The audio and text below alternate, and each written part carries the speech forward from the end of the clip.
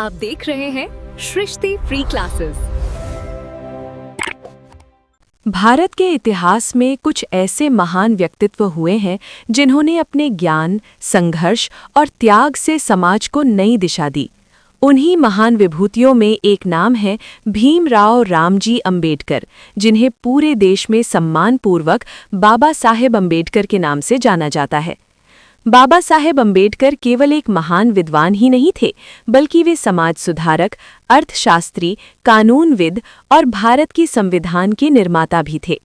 उन्होंने अपना पूरा जीवन समाज में समानता, न्याय और मानवाधिकारों के लिए समर्पित कर दिया। जन्म और परिवार। बाबा साहेब अंबेडकर का जन्म 14 अप्रैल 1891 को मध्य प्रदेश के महू, जो वर्तमान में डॉक्टर अंबेडकर नगर है, के में हुआ था। उनके पिता का नाम रामजी मालोजी सकपाल था, जो ब्रिटिश भारतीय सेना में सूबेदार के पद पर कार्यरत थे। उनकी माता का नाम भीमाबाई सकपाल था। बाबा साहेब अंबेडकर का परिवार महार जाति से संबंध रखता था, जिसे उस समय समाज में अछूत माना जाता था। इस कारण उन्हें बचपन से ही भेदभाव और अपमान का सामना करना पड़ा। बचपन के संघर्ष। बाबा साहेब अंबेडकर बचपन से ही बहुत बुद्धिमान और मेहनती थे। वे पढ़ाई में हमेशा अव्वल आते थे, लेकिन उस समय समाज में जातिगत भेदभाव बहुत गहरा था। स्कूल में उन्हें अन्य बच्चों के साथ बैठने की अनुमति नहीं थी। उन्हें कक्षा के पीछे बैठाया जाता था। कई बार तो उन्हें पानी तक पीने की अनुमति नहीं मिलती थी। ये सब कठिनाइयां बाबा साहेब अंबेडकर के मन में गहरी छाप छोड़ गईं।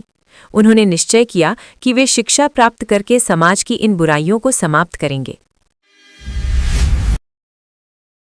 शिक्षा। बाबा साहेब अंबेडकर ने अपनी प्रारंभिक शिक्षा सतारा और बाद में मुंबई में प्राप्त की। 1907 में उन्होंने एल्फिनस्टोन हाई स्कूल से मैट्रिक परीक्षा पास की। उस समय ये बहुत बड़ी उपलब्धि थी, क्योंकि उनकी जाति के लोगों में बहुत कम लोग पढ़ पाते थे। इसके बाद उन्होंने यूनिवर्सिटी ऑफ बॉम्बे से स्नातक की शिक्षा प्राप्त की। बाबा साहेब अंबेडकर की प्रतिभा को देखकर सायाजीराव गायकवाड़ III ने उन्हें उच्च शिक्षा के लिए छात्रवृत्ति दी। विदेश में उच्च शिक्षा। 1913 में बाबा साहेब अंबेडकर अमेरिका की कोलंबिया यूनिवर्सिटी में पढ़ने के लिए गए। यहाँ उन्होंने अर्थशास्त्र, राजनीति और समाजशास्त्र का गहन अध्ययन किया। उन्होंने 1915 में MA और 1917 में PhD की उपाधि प्राप्त की। इसके बाद बाबा साहेब अंबेडकर इंग्लैंड गए और लंदन स्कूल ऑफ इकोनॉमिक्स से अर्थशास्त्र में उच्च शिक्षा प्राप्त की। साथ ही उन्होंने ग्रेज इन से कानून की पढ़ाई भी की। उस समय विदेश में पढ़ाई करना बहुत कठिन और महंगा था, लेकिन बाबा साहेब अंबेडकर ने अपनी मेहनत और लगन से ये सब संभव कर दिखाया। भारत वापसी और संघर्ष। विदेश से पढ़ाई पूरी करने के बाद बाबा साहेब अंबेडकर भारत लौट आए। उन्होंने समाज में फैले जातिगत भेदभाव और अन्याय के खिलाफ आवाज उठानी शुरू की। उन्होंने महसूस किया कि समाज में समानता लाने के लिए शिक्षा और जागरूकता बहुत आवश्यक है। बाबा साहेब अंबेडकर ने कई समाचार पत्र शुरू किए, जैसे मूक नायक, बहिष्कृत भारत। इन पत्रों के माध्यम से उन्होंने समाज में जागरूकता फैलाने का कार्य किया। सामाजिक आंदोलन। बाबा साहेब अंबेडकर ने दलितों और शोषित वर्ग के अधिकारों के लिए कई आंदोलन चलाए। महार सत्याग्रह। 1927 में बाबा साहेब अंबेडकर ने महार सत्याग्रह का नेतृत्व किया। इस आंदोलन का उद्देश्य दलितों को सार्वजनिक जल स्रोतों से पानी लेने का अधिकार दिलाना था। मनुस्मृति दहन। उसी वर्ष बाबा साहेब अंबेडकर ने मनुस्मृति का सार्वजनिक रूप से दहन किया, क्योंकि वे इसे जातिगत भेदभाव का प्रतीक मानते थे। राजनीति में प्रवेश। बाबा साहेब अंबेडकर ने सामाजिक सुधार के साथ साथ राजनीति में भी सक्रिय भूमिका निभाई। उन्होंने कई राजनीतिक संगठनों की स्थापना की, जैसे independent labour party, scheduled castes federation. उनका उद्देश्य था कि समाज के कमजोर वर्गों को राजनीतिक प्रतिनिधित्व मिले। गोलमेज सम्मेलन। अंबेडकर ने दलितों के अधिकारों के लिए ब्रिटिश सरकार के सामने भी अपनी बात रखी। उन्होंने लंदन में आयोजित राउंड टेबल कॉन्फ्रेंसेस में भाग लिया और दलितों के लिए राजनीतिक प्रतिनिधित्व की मांग की। पूना पैक्ट।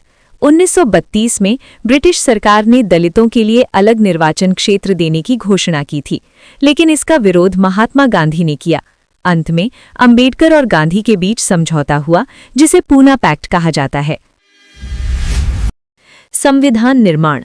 भारत की स्वतंत्रता के बाद 1947 में बाबा साहेब अंबेडकर को कॉन्स्टिट्यूएंट असेंबली ऑफ इंडिया की प्रारूप समिति का अध्यक्ष बनाया गया। उनके नेतृत्व में भारत का संविधान तैयार किया गया। भारत का संविधान दुनिया के सबसे बड़े और विस्तृत संविधानों में से एक है। कॉन्स्टिट्यूशन ऑफ इंडिया में समानता, स्वतंत्रता और न्याय के सिद्धांतों को विशेष महत्व दिया गया है। इसलिए बाबा साहब अंबेडकर को भारत के संविधान का जनक कहा जाता है। महिला अधिकारों के लिए कार्य। बाबा साहेब अंबेडकर महिलाओं के अधिकारों के भी बड़े समर्थक थे। उन्होंने महिलाओं को संपत्ति का अधिकार देने के लिए हिंदू कोड बिल प्रस्तुत किया। हालांकि उस समय इसका विरोध हुआ, लेकिन बाद में ये कानून महिलाओं के अधिकारों के लिए महत्वपूर्ण साबित हुआ। बौद्ध धर्म ग्रहण। बाबा साहेब अंबेडकर का मानना था कि जातिगत भेदभाव से मुक्ति पाने के लिए धर्म परिवर्तन आवश्यक है। 14 अक्टूबर 1956 को उन्होंने बौद्ध धर्म ग्रहण किया। ये ऐतिहासिक घटना नागपुर में हुई, जहां लाखों लोगों ने उनके साथ बौद्ध धर्म अपनाया। निधन। 6 दिसंबर 1956 को बाबा साहेब अंबेडकर का निधन हो गया।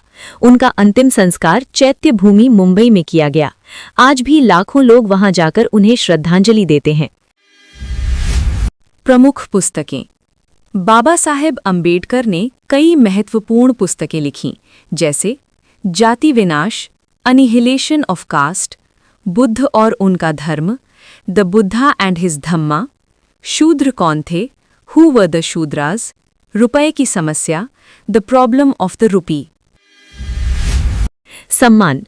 बाबा साहेब अंबेडकर के महान योगदान के लिए भारत सरकार ने उन्हें 1990 में भारत के सर्वोच्च नागरिक सम्मान भारत रत्न से सम्मानित किया। विचार और प्रेरणा। बाबा साहेब अंबेडकर का सबसे प्रसिद्ध संदेश था, शिक्षित बनो, संगठित रहो, संघर्ष करो। उनका मानना था कि शिक्षा ही समाज में परिवर्तन का सबसे बड़ा साधन है। निष्कर्ष। बाबा साहेब अंबेडकर का जीवन संघर्ष, साहस और प्रेरणा की अद्भुत कहानी है। उन्होंने समाज के कमजोर और शोषित वर्गों के अधिकार दिलाने के लिए अपना पूरा जीवन समर्पित कर दिया। आज भी बाबा साहेब अंबेडकर के विचार हमें समानता, न्याय और मानवता का मार्ग दिखाते हैं। भारत के इतिहास में बाबा साहेब अंबेडकर का नाम हमेशा स्वर्ण अक्षरों में लिखा जाएगा। यस ही वीडियो देखने के लिए हमसे जुड़े रहें।